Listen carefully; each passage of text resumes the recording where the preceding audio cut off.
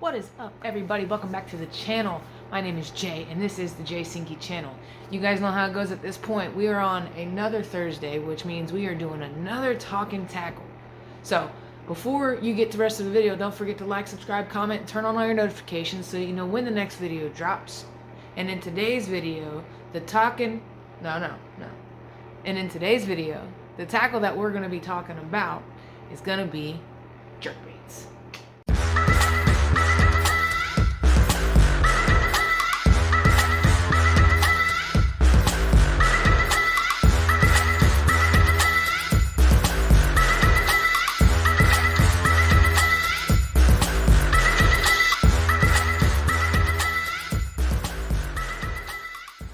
Alright guys, before we get into it too deep, I just want to thank everybody for joining me on this beautiful Thursday evening.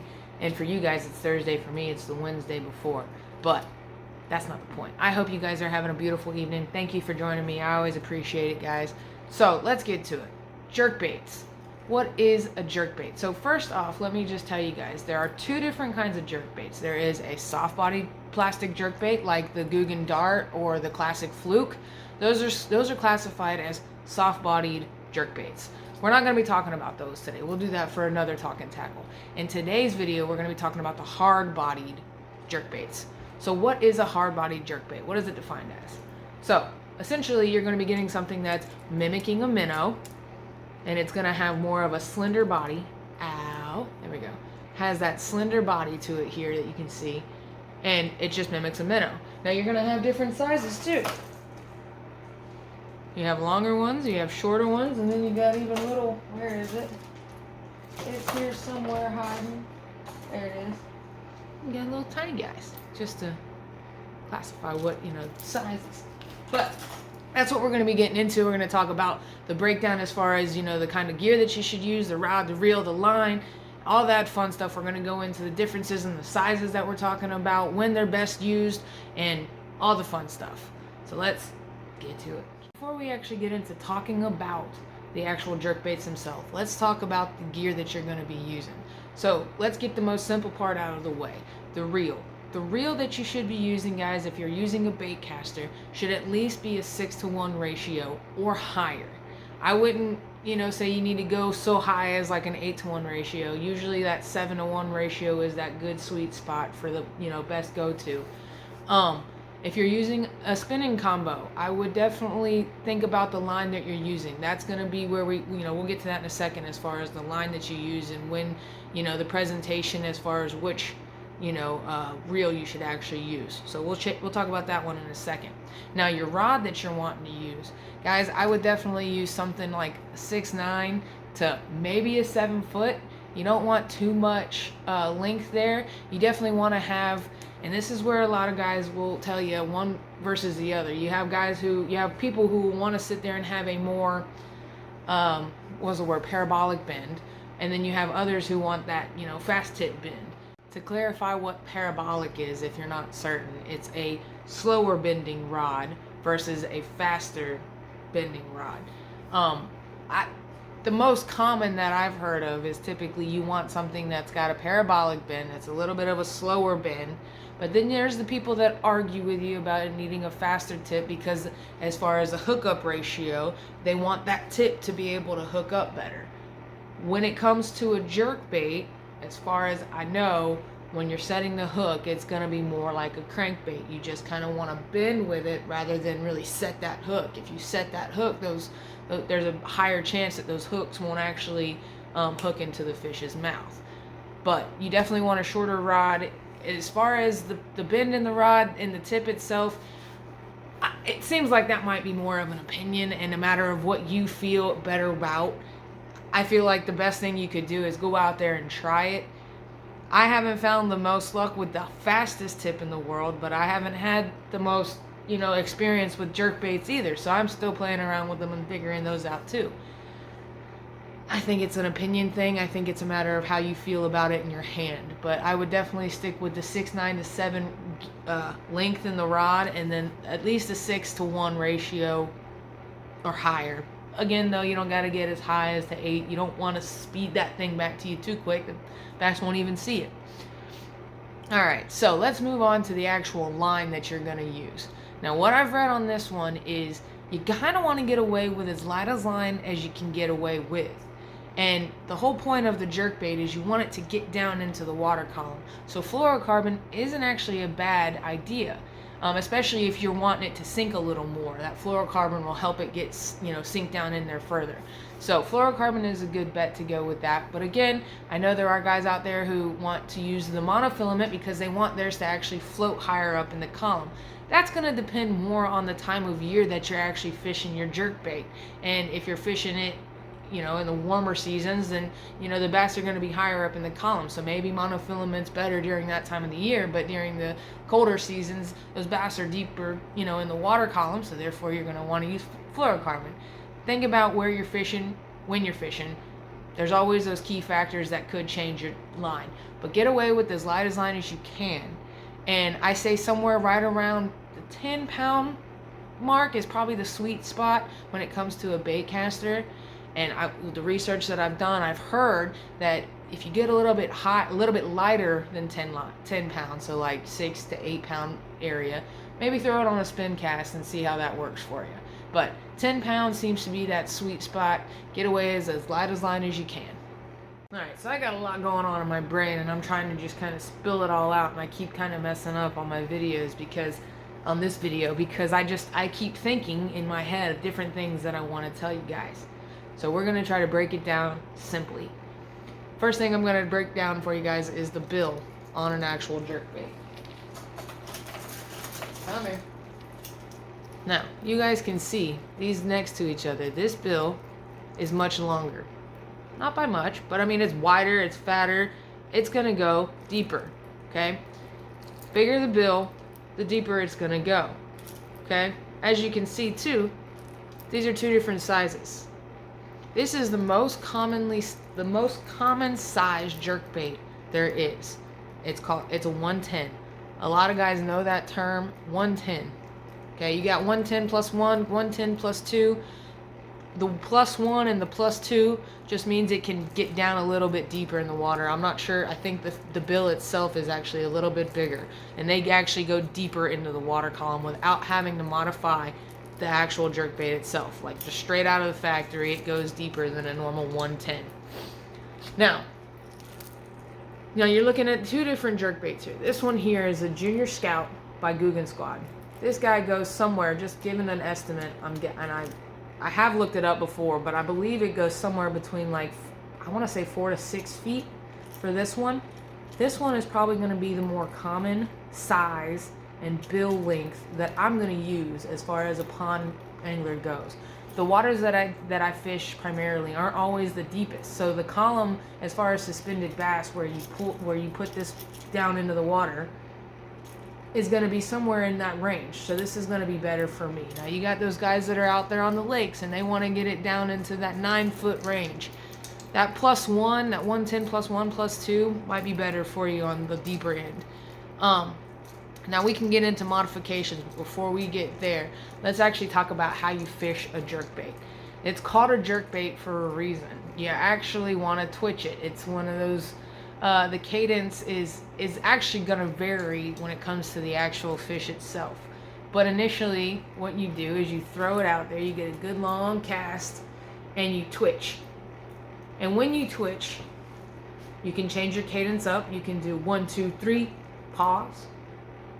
1, 2, pause. But every time you do it, when you twitch, you start here, you finish here. Every time. Start, finish. Like that's exactly what it is. Each twitch needs to start and finish in the same spot. You don't want it out here, because if you stop here, your line's gonna keep it moving in the water. And the whole point of a jerkbait is to get it down in that water column and then to suspend. Not all jerkbaits are gonna suspend the same either. They're going to have different brands that are going to suspend better, and then you're going to have different brands that are going to float better. Again, when it comes to fishing a jerkbait, it really depends on the time of year that you're doing, or that you're fishing the jerkbait, that it's going to matter on whether or not you want it to float or suspend or sink. It's all going to depend on what you're fishing and when you're fishing it, or where you're fishing it and when you're fishing it. Each jerkbait is going to have typically knockers inside of it. Now, there are silent jerkbaits. I don't actually own any, but I do have a few, and I'm gonna play them. I'm gonna knock them for you so you can actually hear the difference here. Right here is that Junior Scout by Guggen Squad. Okay, and this is a Yo-Zuri. It's their minnow for the freshwater. It's a gold color. Okay, this one is a Jinko Fishing. This one's called the Pursues 110. That's got a lot of knock to it. It's got the most knock. And this one actually has, when it comes to what it looks like inside, you can kind of see them inside there. Do you see them moving? Well, if it will go. There it goes. There you go. And then you got this little guy. I'm not even sure if you can hear this. Okay, so just try and see if you can hear. It's light. It's super light. The knocker in this one is as close to silent as I can. It's also the smallest. I feel like this guy right here, it's made by Yo-Zuri. I can't remember the exact name for it. I got it in a mystery tackle box. That guy right there, I feel like will do great in the bodies of water that I fish in. I just haven't taken it out yet. I need to. I think it's gonna do great. It's got the right small size to it, you know, and it looks like it only probably, it has the bill itself goes down, but I don't think it goes that deep. I think it kind of does this floating action. I'm not sure, you know, I gotta look it up and we'll see what it does. But I like the size of it. I like that it's quieter, because when you're fishing a more pressured pond or a more pressured body of water, a lot of the times when you have rattles on it that make a lot of noise, it actually scares the bass away and they want nothing to do with it. So for me, it's kind of a bonus to have something that's a little bit more quiet, because if it's more quiet, the bass actually might show interest and attack it. Whereas if it just has a lot of noise, you'll just see a bass kind of follow it, but never actually attack it. So you want to make sure that you get something out there that they're going to want to attack instead of just follow and be curious about. Most anglers are going to tell you the best time to throw jerkbait is during the winter time, which is actually why I'm doing a jerkbait Talkin Tackle right now, because we're getting into the later fall and we're getting into early winter time, and so everybody around you is going to start throwing jerkbaits. It's about time you figure out why. Let's be real though, jerkbaits can be used any time of the year if you throw them at the right time in the right water, and you throw it at the right, I don't know, if you throw the right one. You can have one that's sinking, you have one that's floating, so that always depends on what time of the year it works better in. Wintertime, they shine more. So, and the reason is because you have more companies that focus on a jerkbait that shine during wintertime. I mean, you have some people that have made jerkbaits that shine better in summertime, but people don't know about those ones as much because everybody tells you jerkbaits are better during the wintertime. So why are jerkbaits so good during the wintertime? It's because they suspend. That's literally like the biggest thing about jerkbaits. Is the coolest thing about a jerkbait is that when you twitch it and you do it just right, it goes down in the water and then you stop, right? So you stop right here.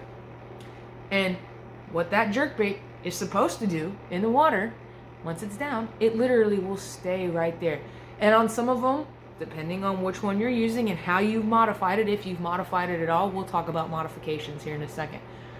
But let's say you're just throwing one out right out of the box. It should at least suspend a little bit, you know, and then you might see it slowly rise up, or you might see it slowly sink, but it's going to be very slow. And a true suspending jerkbait, if you get your hands on a true suspending jerkbait, keep your hands on that one, because when they just stay, that action is just like, it's so cool to actually see in the water. So in the dead of winter time, when the bass are suspending out in the water column and you can't find them, it's really good to put a bait down in the suspending area where they want to be. But here's the kicker. You want to have a suspending jerkbait that's actually above the bass, because more than likely the way the bass like to attack their bait is from the bottom. So you don't want something that's getting down right into their face. You want something above their face so that they actually come up and attack it. They also say the best time to fish a jerkbait is on a clear day. Now, To me, I'm not sure about that. Maybe the best time to do it, but it doesn't mean you can't get away with it on a murky day or murky water on a cloudy day or anything like that. Just get you the right color scheme, guys. Don't get anything translucent and murky water. This right here was specifically made for those kinds of days and those kinds of waters that are darker. This was made specifically for freshwater. And it has that dark gold color. As you can see, I haven't used it yet, but it has that dark gold color. So this right here, when it's in the water and it's jerking around and it starts flailing, you see that shine on it? Well, even in murky water, this thicker gold, because it's not translucent, can be seen. It may not be able to be seen the best, so that's why they say the best is on a clear day. But don't let that fool you. Try it out in the murky waters and see what you can do. If they can hear it in murky water, that's when they tend to come for it. What I really want you to think about, though, is if you notice that they're following it, but they're not committing to it, get something that maybe is a little bit more, like a little quieter. Because it could just be all about that noise. That noise can make all the difference. If it's too loud, the bass just may not attack it at all. Let's talk about the hooks. And we're going to start talking about those modifications that I was just talking about with that, if you modify it. A lot of guys and gals will take a jerkbait and they'll modify it. One of the biggest mistakes that people make is just taking a jerkbait straight out of the box and not doing anything to it. That's the most common thing that people say is the biggest mistake, because most jerkbaits just aren't made perfect from day one.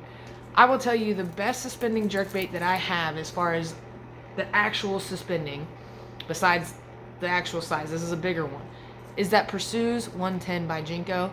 This thing, the way it actually suspends in the water, is as close to out of the box suspension that you can get. I like the way this suspends in the water. It doesn't float too quick to the surface, it doesn't sink or anything like that. But let's talk about it. Let's say you throw one that floats a little bit too much for you. The best thing you can do is, when you take it out of the box, switch it up with different hooks.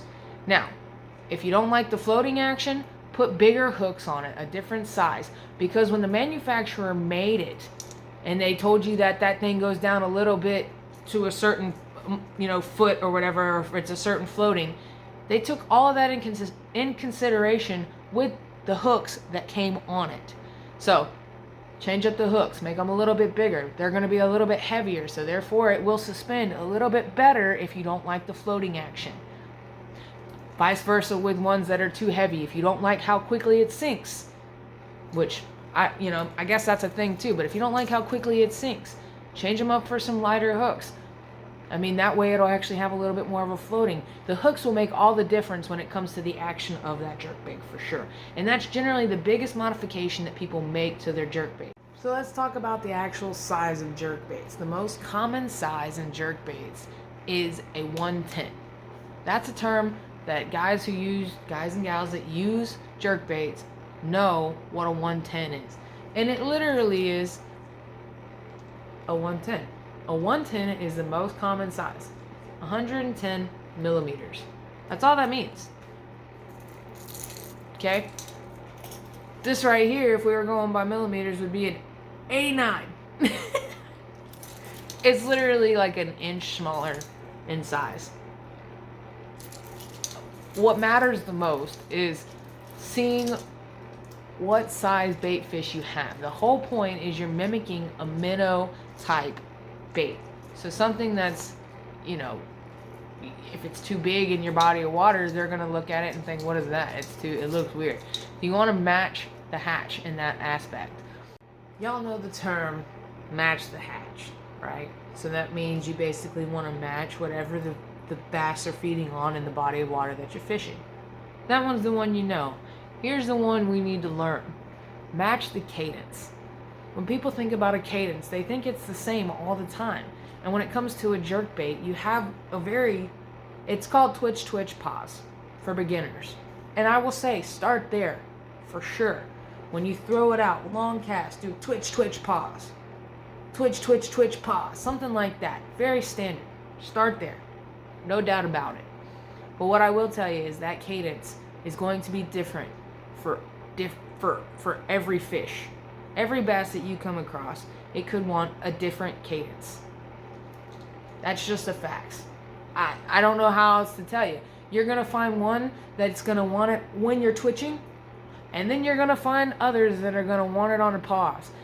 And you're going to find another that's going to want about a 15-second pause or something first. A 10-second pause is probably about as long as you probably can handle it before you start going nuts. But some want it on a long pause, some want it on a short pause. Some want it as soon as it hits the water and it just twitches. The cadence will change per fish. Just keep that in mind. Okay, so let's go over everything that we've just talked about. When it comes to your rod, you want something that's going to be like 6'9" to the 7 foot. That's going to be your sweet spot. When it comes to your reel, that's going to depend on the kind of line you want. Get away with as light a line as you can. If you're going in that 10-pound, which is generally speaking the sweet spot, but if you're dealing with bigger bass, a bigger body of water, and you need heavier line, go up to 12-pound. I wouldn't go much heavier than, like, 15 might be pushing it. If you're going lighter than 10 pound, maybe think about doing a spinning combo. But if you're going with 10 pounds or higher, think about going with your bait caster if you throw a bait caster. If you're throwing a bait caster, go with a 6-to-1 at least speed ratio. 7-to-1 is going to be that sweet spot in the middle. Just being honest with you guys. Don't go too crazy. You don't have to get something that's an 8-to-1 unless, like I said, you're trying to speed crank it in, which you're not cranking a jerkbait. That's not how it works. This is not your typical any kind of crankbait. This is jerkbaiting. The actual jerkbait itself that you gotta use or that you're going to use, think about your bodies of water. Guys, that's really the key thing about the whole thing when it comes to any bait that you're throwing. Think about the body of water that you're throwing it on. If you're throwing a Mac Daddy jerkbait, you know, a 110, and you're only fishing like a tiny little pond and the biggest thing out there's, ow, this thing's in my finger. Ow, it's not even the one I'm trying to get. Ow. So you're throwing let's say, alright, ow. These things are all in my hand, hold on. I was trying to be slick on camera, it didn't work. So let's say you're throwing this, right? In a small body of water. This is what you're throwing. I'm talking teeny tiny, okay? And the most common size thing around is this size. Just think about where you're throwing it. If you're throwing on a bigger lake or something like that, this is definitely going to be the one you want to go with.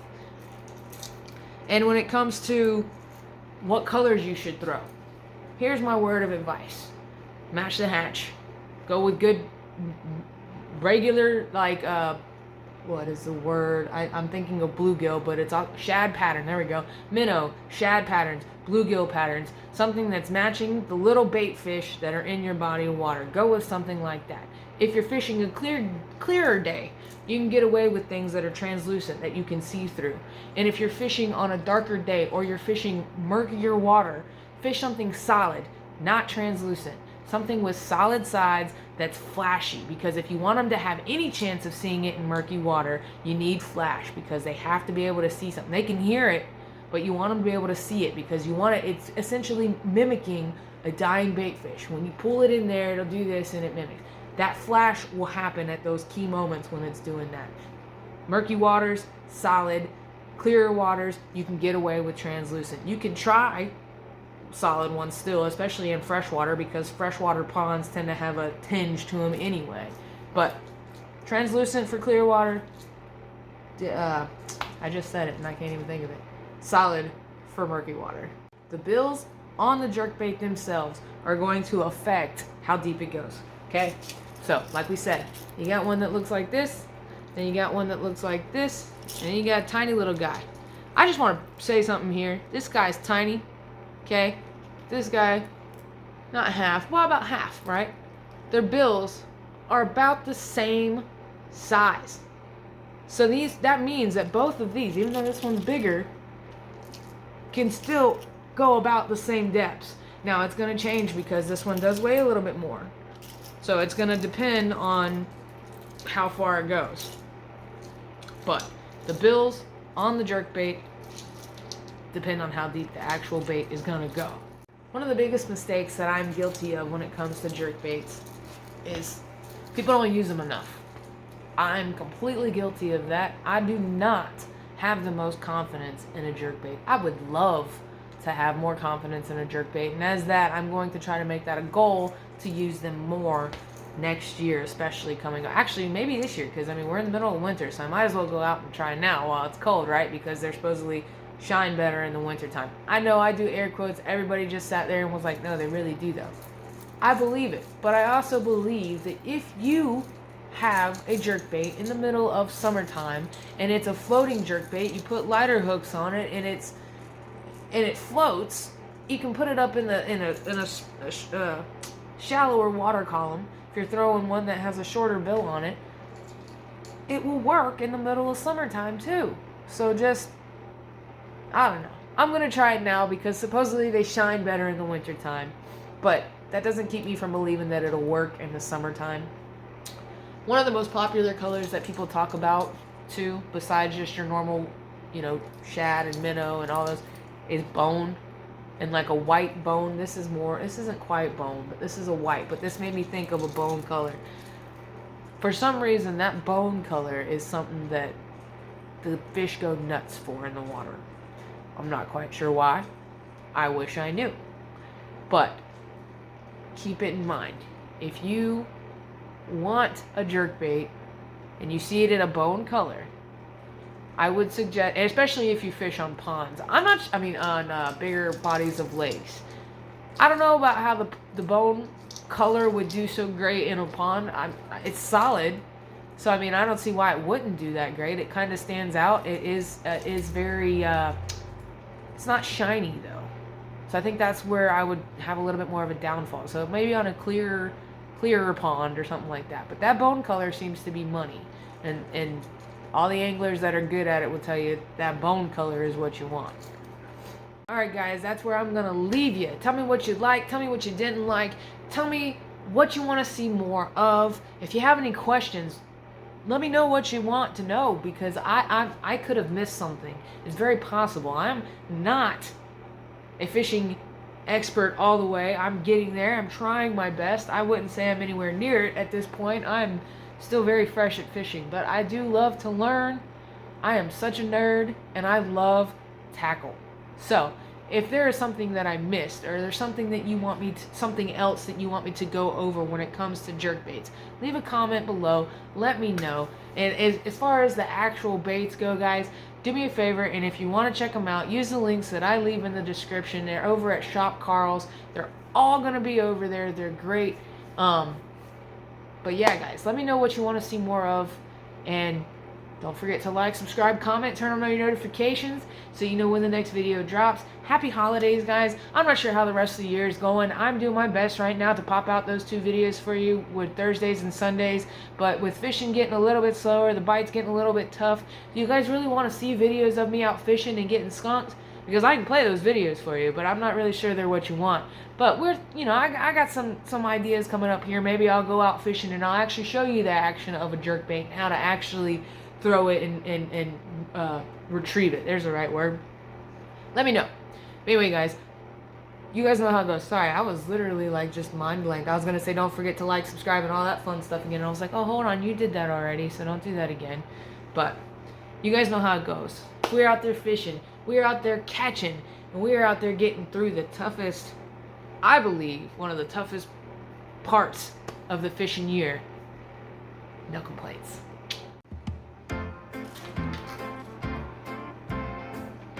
Who can relate? I think we all do.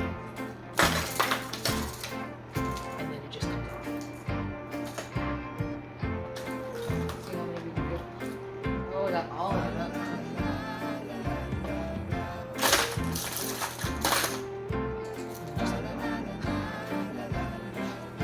I don't